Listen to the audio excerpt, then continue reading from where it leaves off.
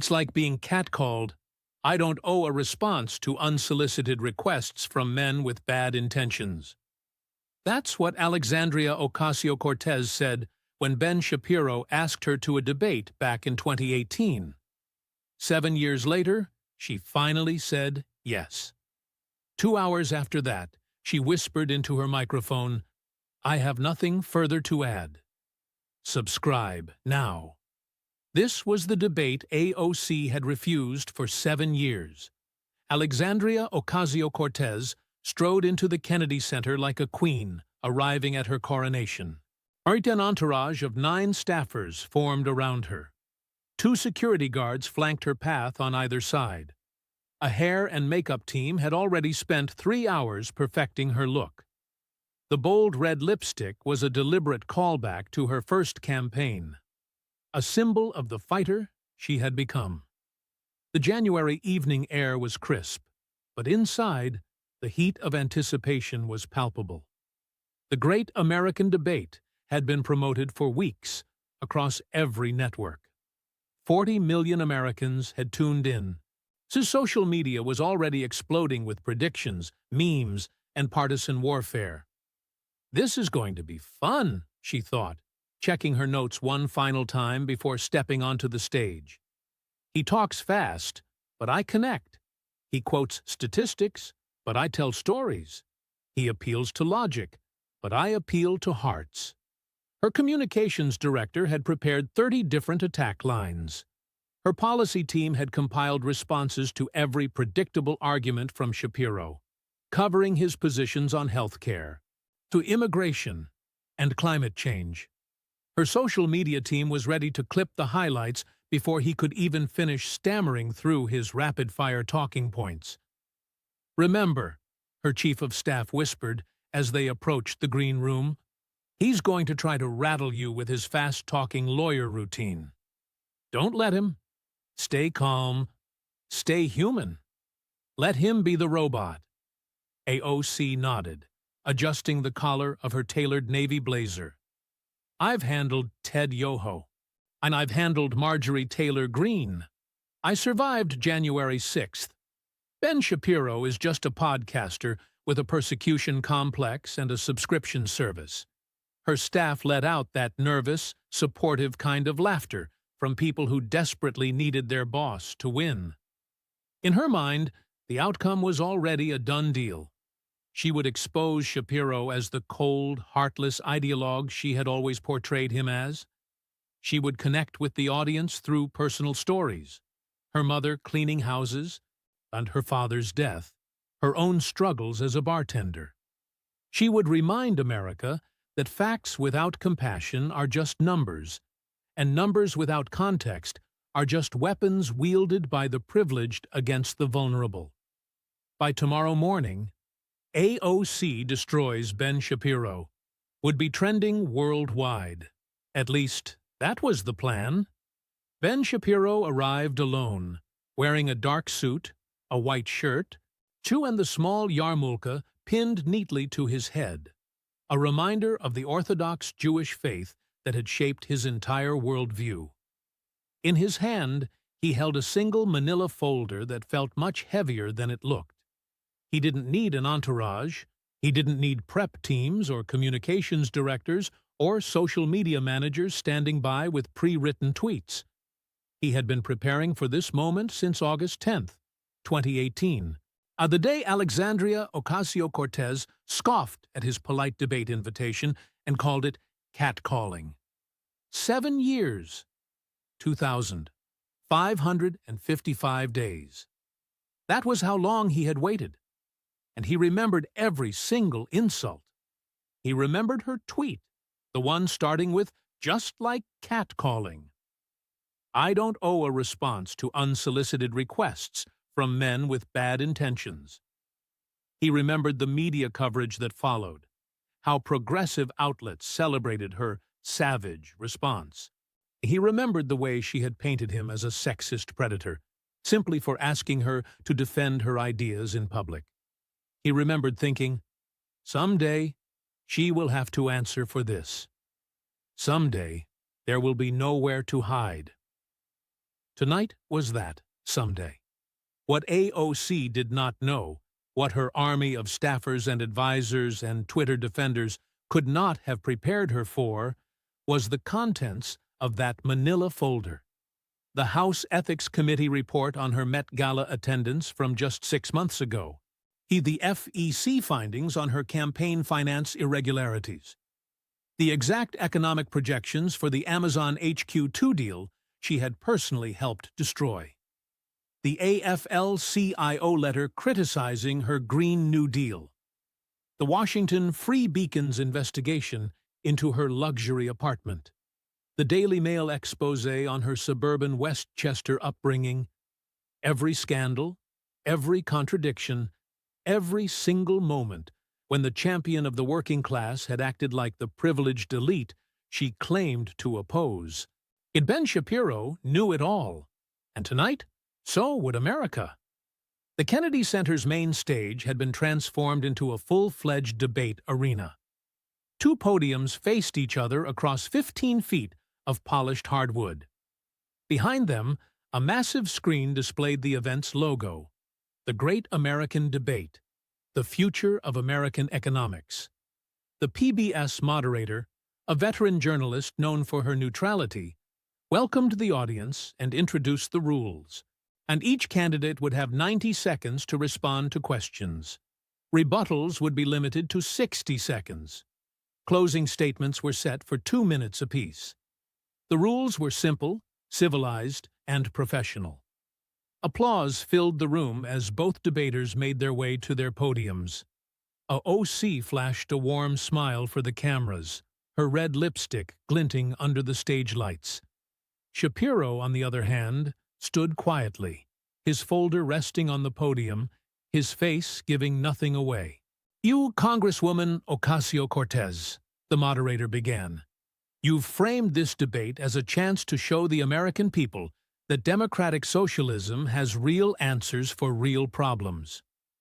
Would you like to begin with an opening statement?" AOC leaned closer to the microphone.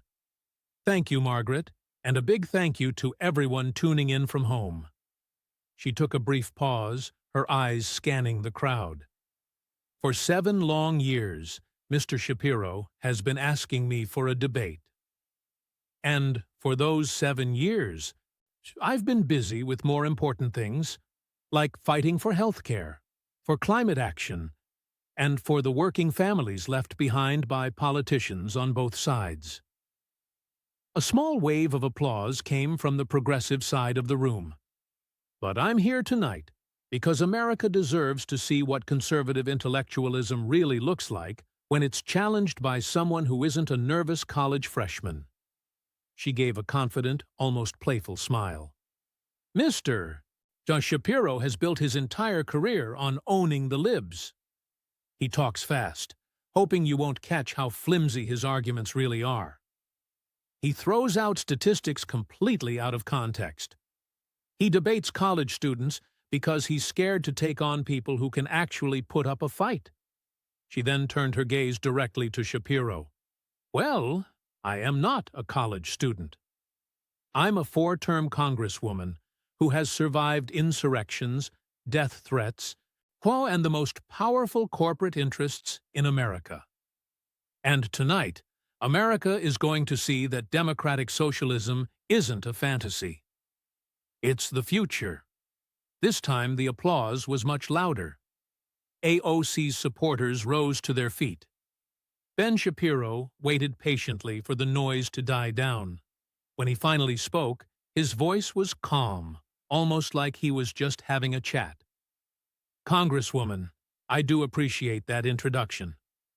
Though, it's worth noting that you spent 7 years calling me a sexist catcaller, just for asking to have this very conversation. And now, here you are." He tilted his head just a bit. "So, that means you were either wrong back then, or you're desperate right now." A low murmur spread through the audience. "But let's not get bogged down in the past. You said you wanted to debate policy. So, let's debate policy." He opened his folder. Sure, let's start with your appearance at the 2021 Met Gala. AOC's smile faltered for just a second, but it was long enough for the cameras and 40 million Americans to see it. You wore a dress with the words, "Tax the Rich" on it. Yet, according to the House Ethics Committee report from this past July, you accepted over $3,700 in impermissible gifts that night, and you only paid for them after an investigation had already been launched. He glanced up from the document. See, so my question is a simple one. Why should America trust you to tax the rich when it seems you can't even pay your own bills? The Kennedy Center went completely silent. The execution had begun. Let's walk through this carefully, Congresswoman. Ben Shapiro's voice was measured, almost like a professor's. There wasn't any anger in his tone, just the cool, sharp precision of a Harvard-trained lawyer presenting his case. The 2021 Met Gala, so the Metropolitan Museum of Art's annual fundraiser. Tickets cost $35,000. You were invited as a guest of the museum, which is typical for elected officials in New York City, so you weren't required to pay for admission. He pulled a document out of his folder. But that, he said, is where the trouble starts. This right here is the House Ethics Committee report released in July of 2025. And I'm going to read directly from it. AOC reached for her glass of water. It was a subtle movement, but the cameras caught it, the first crack in her armor. Quote, Representative Ocasio-Cortez accepted impermissible gifts related to her attire and a complimentary ticket for her then-partner, while providing inadequate oversight of her staff in its handling of her attendance. End quote. He looked up.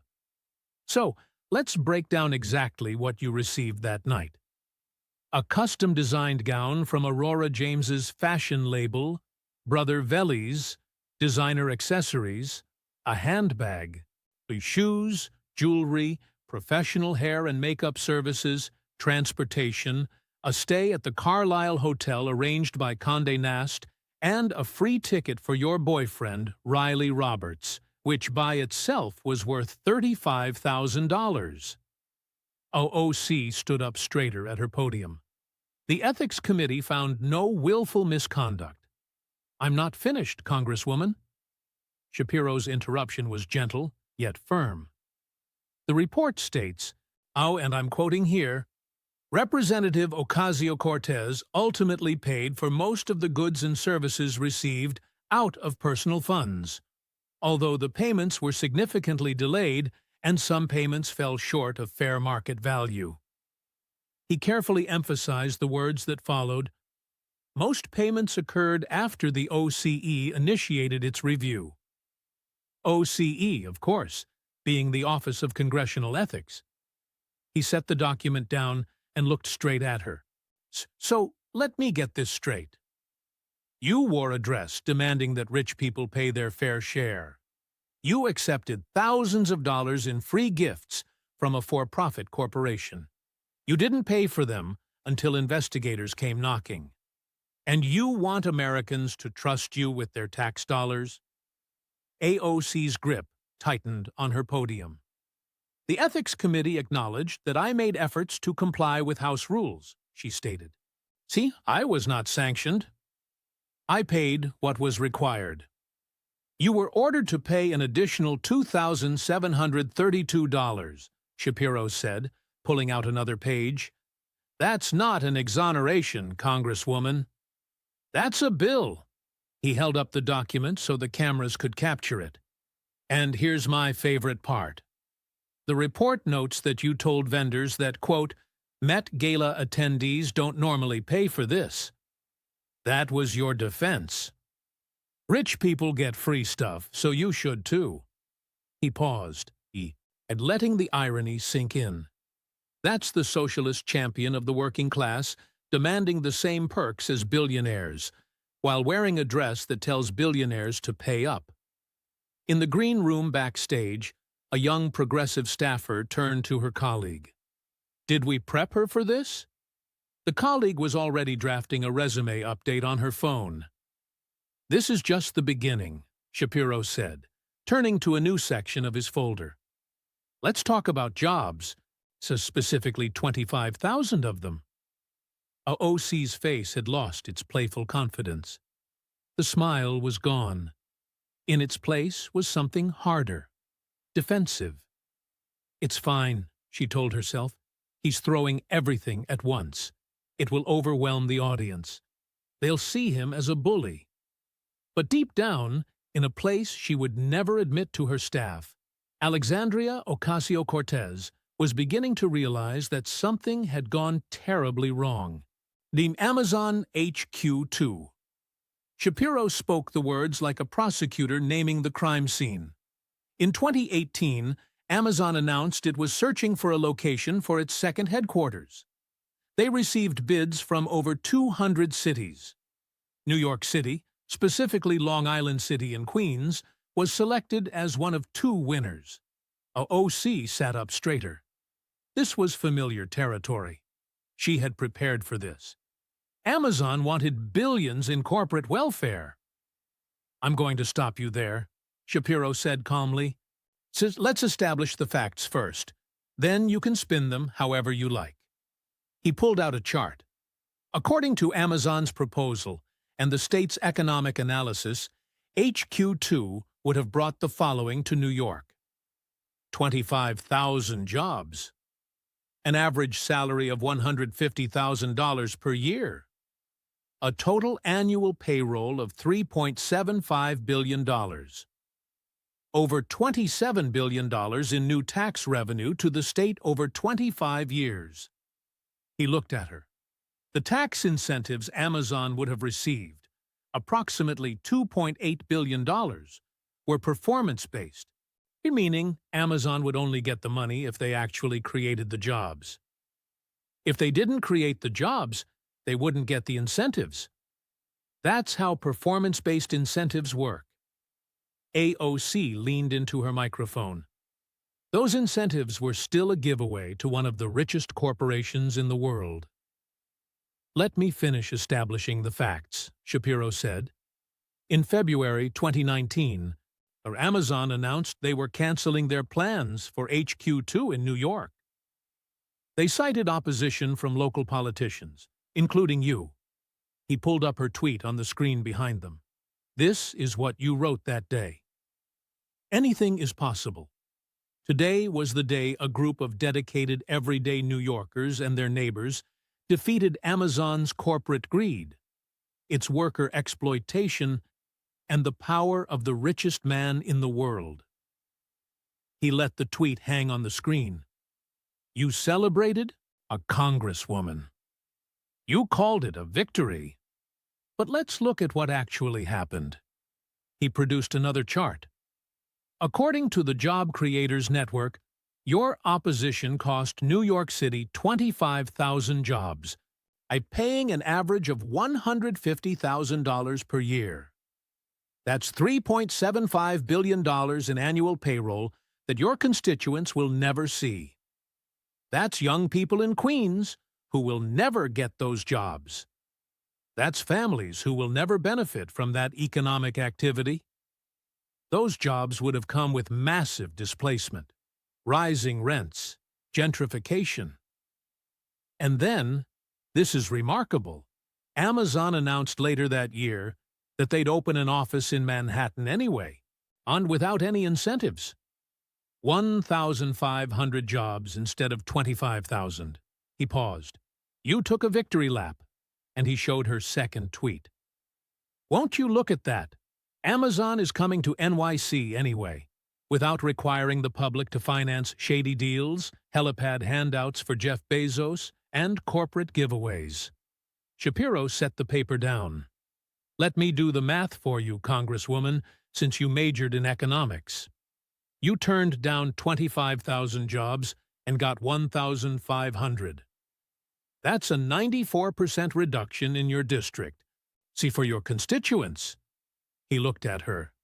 And you claimed victory. The jobs Amazon eventually brought came without taxpayer subsidies. The jobs Amazon eventually brought went to Manhattan, not your district. 1,500 jobs versus 25,000. And the tax incentives Amazon would have received? They would only have been paid if Amazon created the jobs. You didn't save $3 billion. That money didn't exist. That was future tax revenue Amazon would have generated. He leaned forward a little. And do you realize what you actually did?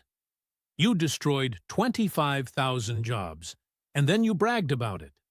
The Job Creators Network had put up a billboard in Times Square after Amazon pulled out.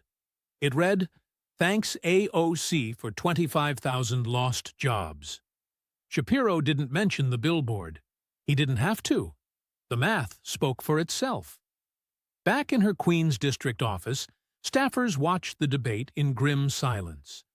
One of them had a brother who would have applied for a job at Amazon, and he was still living in their parents' basement. Like this video if you're tired of politicians destroying jobs and calling it a victory. Let's discuss your signature policy achievement, the Green New Deal. For the first time since the debate began, a flicker of real enthusiasm crossed AOC's face. Finally, she could talk about vision, about the future, about hope. The Green New Deal is about building a sustainable future. It's about $93 trillion, Shapiro said flatly. Let's discuss that number. He pulled out the American Action Forum analysis. This is a cost estimate from a center-right think tank. But before you dismiss it as partisan, let me note that their methodology has been called a perfectly reasonable paper by Howard Glickman of the Urban Brookings Tax Policy Center, which is not a conservative organization. He laid out the numbers. According to this analysis, the Green New Deal, as proposed, would cost between $51 trillion and $93 trillion over 10 years. Let's break that down. Universal health care under the plan, $36 trillion. A federal jobs guarantee, up to $44.6 trillion. Transitioning to 100% clean energy, roughly $5.4 trillion. High-speed rail to replace air travel, trillions more. He looked at her. The total GDP of the United States over the next decade is projected to be around $266 trillion. Your plan would consume up to 35% of the entire economy, on top of existing government spending which already consumes over 20% of GDP. AOC shook her head. Those numbers are inflated by conservative think tanks trying to scare people. Then give me your numbers. Silence. You introduced this resolution. You called it the defining challenge of our time. Surely you have a cost estimate. The cost of inaction on climate change is far greater. That's not what I asked. How much does your plan cost? More silence. Shapiro nodded slowly. When Senator Ernst pointed out that your plan could cost $93 trillion, you held a press conference. Do you remember what you said? He played the clip on the screen behind them. AOC's voice from 3 years ago filled the Kennedy Center. Some people are like, oh, it's unrealistic. Oh, it's fake. Oh, it doesn't address this little minute thing. And I'm like, you try, you do it. 'Cause you're not. 'Cause you're not. So until you do it, I'm the boss. How about that? Shapiro let the clip end. The words, "I'm the boss," echoed in the sudden silence. I'm the boss. That's your response to legitimate concerns about bankrupting the nation. Not an explanation of how to pay for it. Not a defense of the economics. I'm the boss. AOC's face was flushed. Now, that clip was taken out of context. What context makes "I'm the boss" an acceptable response to fiscal concerns about a $93 trillion proposal. He pulled out another document. This isn't just conservative criticism, Congresswoman. The AFL-CIO, the largest federation of labor unions in America, wrote you a letter expressing strong reservations about the Green New Deal. They said, and I quote, "The Green New Deal resolution is far too short on specific solutions that speak to the jobs of our members and the critical sections of our economy." He looked at her. Labor unions? Your base? They said your plan could hurt workers. How do you respond to that? The AFL-CIO has since named one industry you would not nationalize under the Green New Deal. AOC blinked. One industry. Healthcare, nationalized. Energy, nationalized. Transportation, transformed by government mandate. Housing, guaranteed by government. Jobs, guaranteed by government. He waited.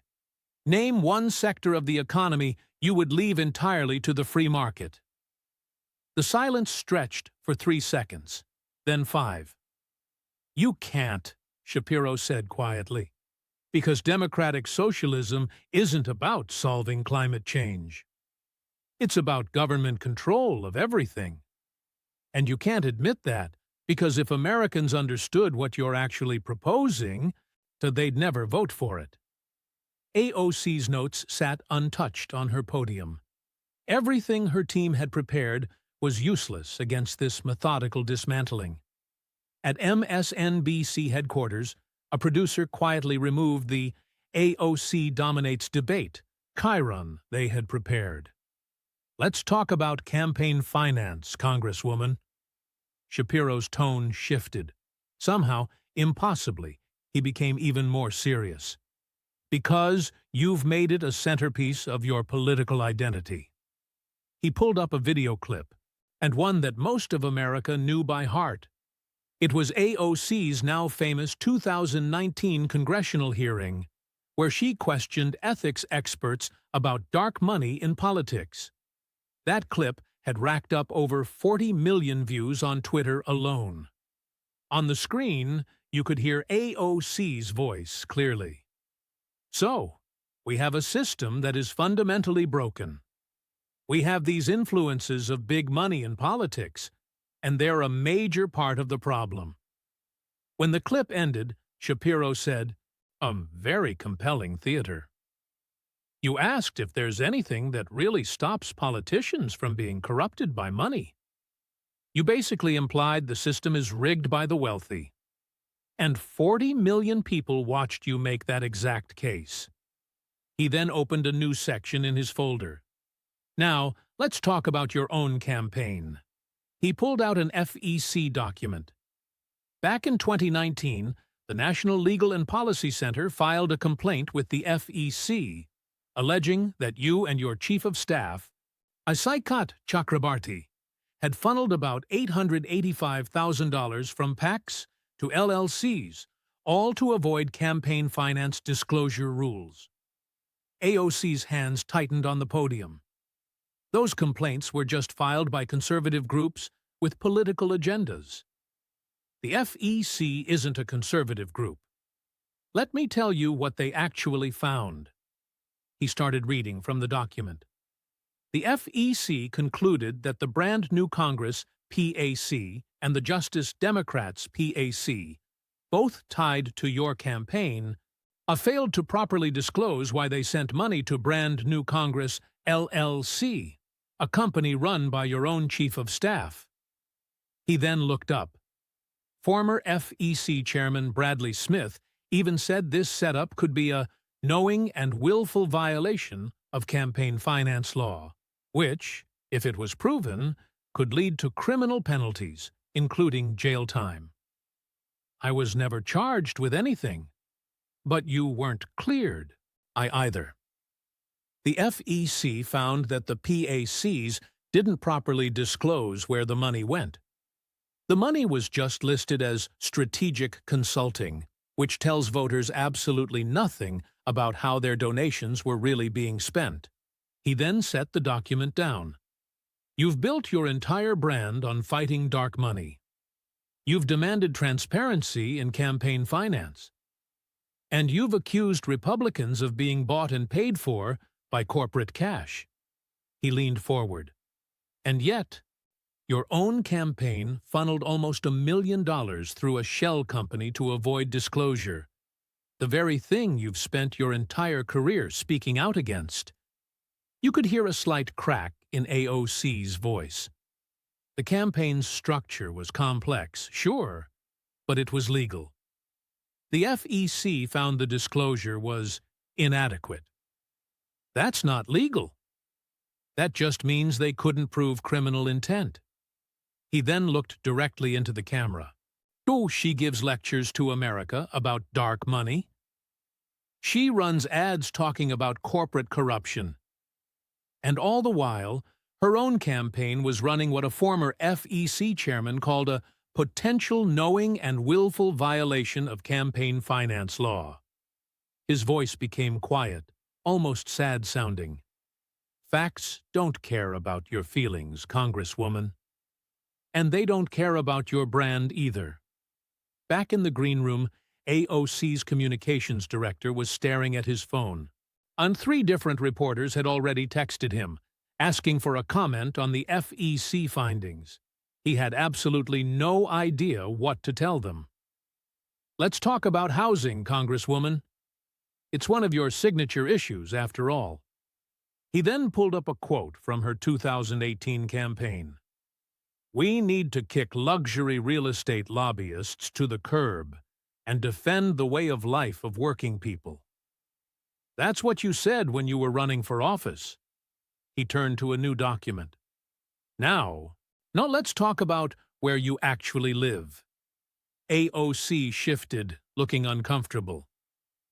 Right after the 2018 election, you told the New York Times that you were worried about being able to afford rent in Washington. Very relatable. A working-class woman from the Bronx, worried about making ends meet before her big congressional salary kicked in. He then held up a report from the Washington Free Beacon. Then, you moved into a luxury apartment complex right in D.C.'s Navy Yard neighborhood. According to public records, the rent in that building starts at over $2,000 a month just for a studio. He then went on to describe the amenities. The complex has a rooftop infinity pool that overlooks the Capitol, a PGA-grade golf simulation lounge, a Peloton cycling studio, private hydro-massage rooms, a fireside lounge with a Steinway player piano, and state-of-the-art saunas and spas. He paused for a moment. The building was specifically built to get around D.C.'s Affordable Dwelling Units program, which means it has 0 affordable housing units for low-income residents. This is the exact kind of development pattern you've spent your career criticizing. AOC's voice sounded defensive. Look, members of Congress need a place to live in Washington. You could have lived in an affordable apartment. You could have gotten roommates, like so many other young professionals do. You could have picked a building that actually includes affordable units. He closed the folder. But instead, you chose an infinity pool and a golf simulator, while you lecture Americans about affordable housing. And he wasn't done yet. Speaking of the working class, let's talk about the Bronx. Your campaign painted a picture of you as a girl from the Bronx, just struggling to get by. It was a very compelling story. And he then brought out the Daily Mail's investigation. But public records show that your family actually owned a second home in Yorktown Heights, a town in Westchester County, about 30 miles outside of New York City. You moved there when you were a child. So, you grew up in a middle-class suburb, not in the inner-city projects. AOC's eyes were glistening with tears now. My family did struggle. My father passed away when I was young. I'm genuinely sorry for your loss. Shapiro's voice did soften, but just for a moment. But that doesn't change the facts. You presented yourself as someone who grew up in poverty in the Bronx, fighting to keep your family from losing their home. In reality, the mortgage on your family's Bronx apartment was completely paid off in 2007, a full year before your father passed away. You weren't fighting foreclosure. You were just paying HOA fees on a property that was already mortgage-free. He looked straight at her. You live in a luxury apartment that has an infinity pool, all while you lecture Americans about affordable housing. You grew up in a suburban home while pretending you were from the projects. You demand that the rich pay their fair share. Yet you accepted free designer gowns and didn't pay for them until investigators started looking into it. He sat up straighter. At what point does all this hypocrisy become disqualifying? A OC wiped at her eyes. Her voice was now barely a whisper. That's a distortion of my story. But she couldn't even finish the sentence. There was nothing she could say that wouldn't just make things worse. Ben Shapiro's voice then dropped. Something about his demeanor shifted. This felt different, more personal. Back in 2018, I invited you to a debate. I offered to give $10,000 to a charity of your choice, or even to your campaign, if you would just have a simple conversation with me about policy. He looked at her again. Do you remember what you said? On the screen right behind them, her tweet popped up. Just like catcalling, I don't owe a response to unsolicited requests from men with bad intentions. And also like catcalling, for some reason, they feel entitled to one. Shapiro let those words just hang in the air. You compared a polite invitation to a debate to sexual harassment. You called me a man with bad intentions. You implied that I was some kind of sexist predator just for asking you to defend your ideas in a public forum. See, his voice stayed calm, but now there was a sharp edge to it. I am an Orthodox Jew. I have been married to the same woman for 17 years. Together, we have 4 children. My faith teaches me to treat all women with respect and dignity. I have never catcalled a single person in my life. He looked directly at her. And you publicly accused me of sexual harassment, simply because I asked for a debate. OC opened her mouth to say something, but nothing came out. But here's the interesting part. See, Congresswoman, you have spent years accusing other people of doing the very things you do yourself. He then produced a list. You accused me of having bad intentions, while your own campaign was funneling $885,000 through shell companies to avoid disclosure. You accused me of sexism, while you were accepting free gowns from female designers and then refusing to pay them until investigators had to get involved. You accused me of harassment, while you yourself called for people who disagreed with you to be completely removed from social media. He leaned forward just a little. Do you know what that's called? It's called projection. You accuse others of the very sins you commit yourself. He straightened up again. 7 years ago, you called me a sexist catcaller in front of millions of people. Tonight, you have an opportunity to correct that. He paused. Will you apologize? The silence stretched for 5 seconds. Then 10. The context of that tweet was, the context was that I politely asked you to a debate. You responded by accusing me of sexual harassment. He waited. Will you apologize? 15 seconds of complete silence. That's what I thought. His voice hardened. You demand accountability from everyone else. You demand apologies from Republicans, from corporations, from anyone who even dares to cross you. But when it's your turn to take responsibility for your own words, silence. Just like right now. And he closed his folder. Here's the difference between us, Congresswoman. I came here tonight armed with facts, with documents, and with evidence. You came here with talking points and a sense of moral indignation. He sat up straight in his chair. I've spent 20 years in public life. I've said things that I regret. When I've been wrong, I have apologized. I've grown from it. I've learned from it. That's what adults do. He looked over at her. You've spent 6 years in Congress. You've been caught accepting improper gifts. You've been caught using dark money. You've been caught misrepresenting your own background. And you have never apologized for any of it. Not even once. His voice became quiet. Now, do you know what that tells me? It tells me you don't think you've actually done anything wrong. It tells me you think the rules just don't apply to you. It tells me that you are exactly the kind of privileged politician that you claim to be against. He then turned to face the camera. Facts don't care about your feelings, Congresswoman. They don't care about your Twitter followers. They don't care about your viral moments or your designer protest dresses.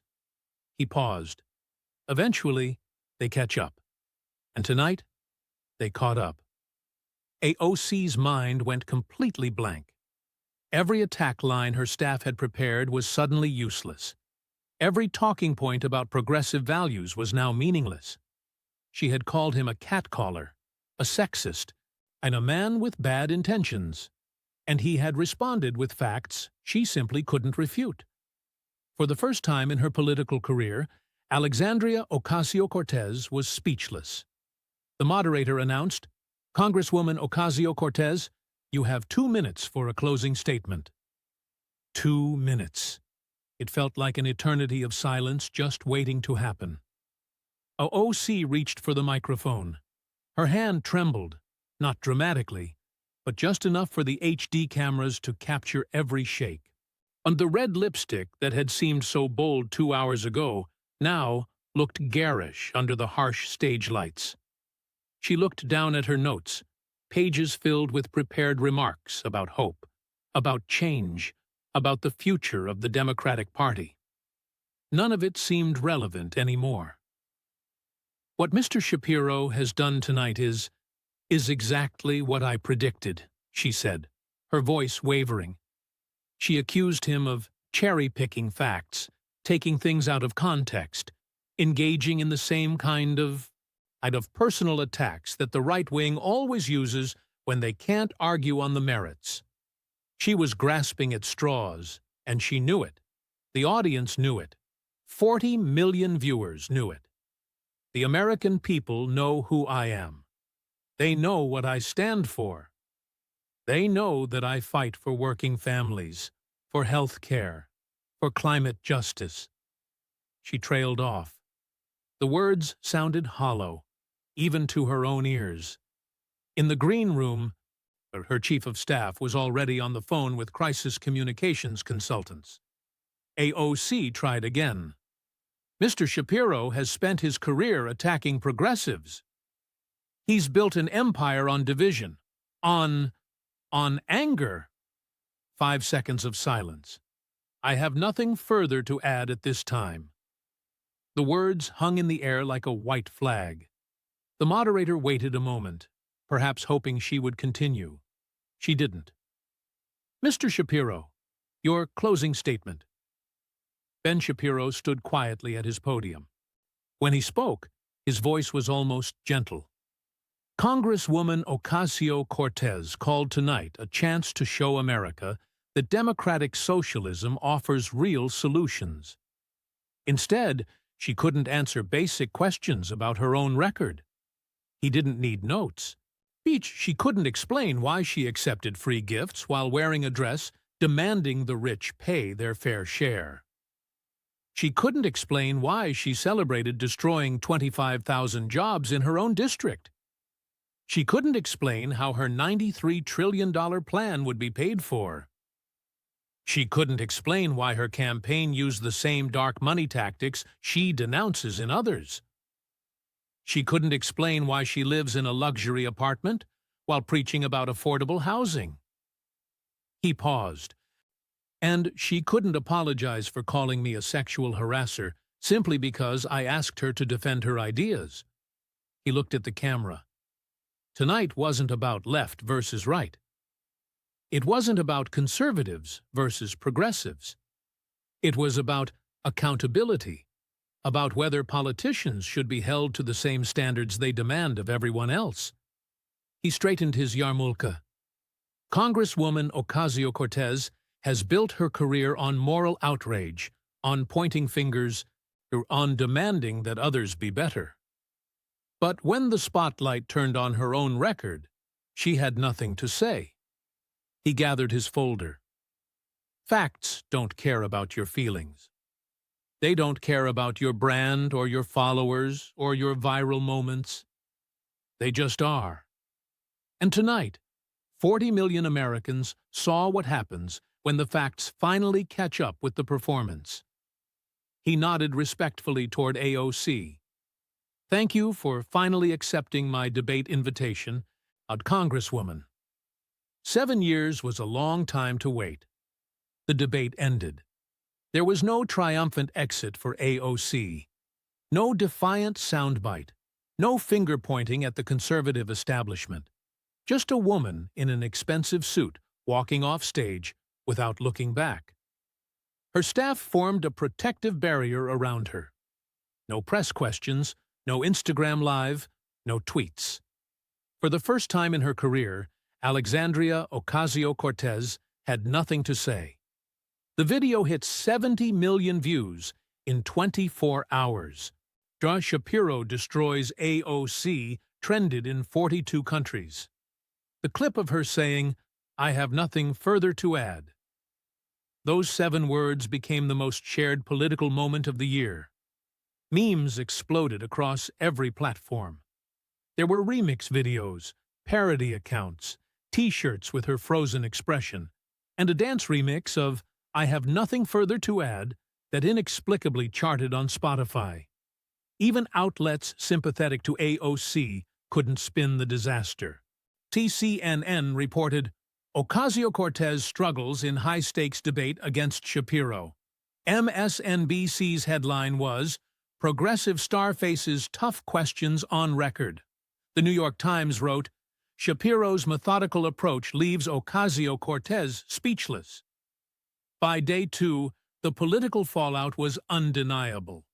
Her fellow squad members were asked to comment. Ilhan Omar said, I haven't seen the full debate. I'm focused on legislative priorities. Rashida Tlaib declined to comment. To Jamal Bowman gave a lukewarm, I support my colleague.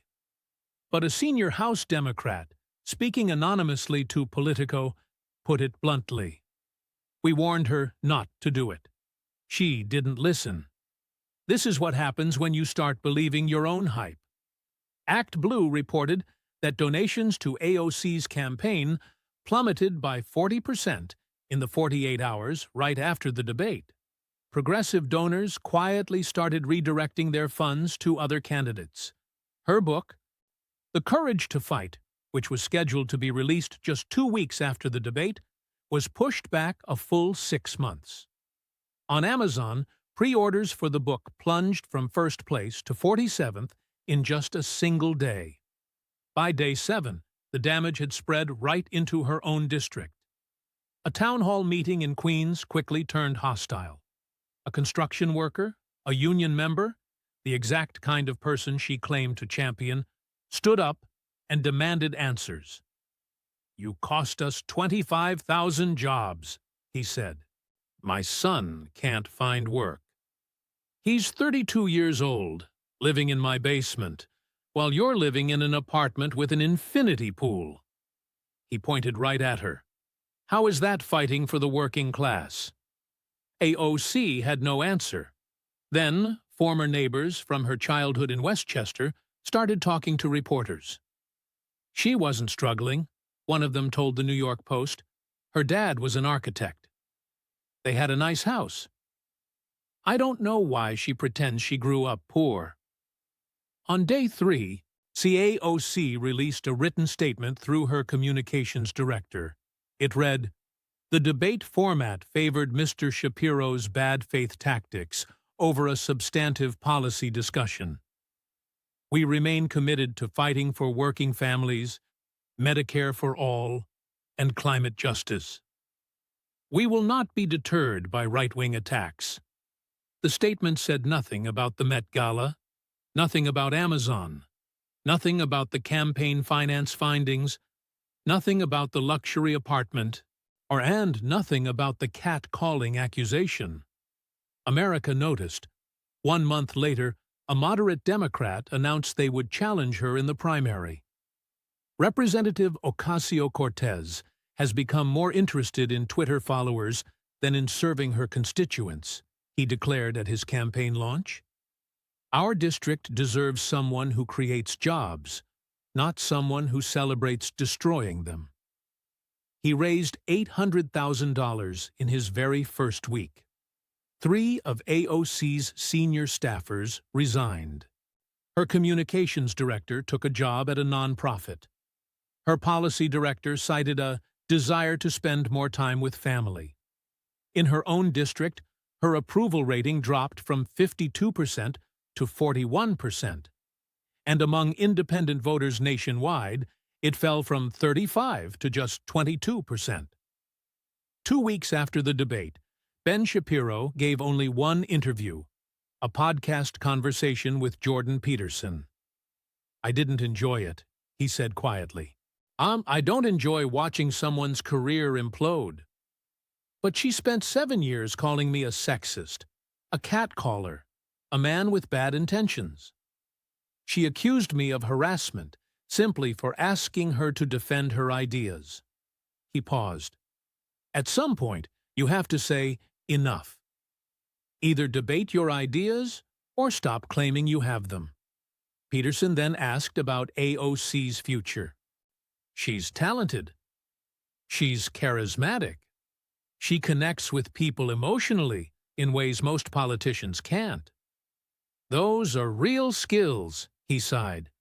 "But she built her career on performance instead of substance, on moral posturing instead of moral consistency. Eventually, that catches up to everyone." He looked directly into the camera. It caught up to her. In her luxury Navy Yard apartment, Alexandria Ocasio-Cortez sat all alone. The rooftop infinity pool was empty. Too cold for a swim, but too exposed for hiding. The Peloton in the corner sat unused. The golf simulator was gathering dust. The view of the Capitol, the very building where she had once been the most talked-about member, now felt like it was mocking her. She watched the debate clip just one more time. It was the moment she couldn't escape. Ben Shapiro's voice, calm and devastating. "Facts don't care about your feelings, Congresswoman. They don't care about your Twitter followers, your viral moments, or your designer protest dresses. Eventually, they catch up. Tonight, they caught up." She closed the laptop. Outside her window, protesters had gathered. They weren't supporters this time, but former supporters. Their signs were simple. "Where are our 25,000 jobs? Tax the rich. Pay your own bills." One young woman, who couldn't have been older than 25, the exact demographic AOC had built her brand on, he held the most devastating sign of all. "I believed you." For the first time since she defeated Joe Crowley in that shocking 2018 primary, Alexandria Ocasio-Cortez had no viral moment to post, no perfect comeback to craft, no army of Twitter defenders to rescue her. Just the silence of someone who was finally asked questions she couldn't answer. The scholar had defeated the socialist, and 70 million Americans watched it happen. Comment below with who you think should be held accountable.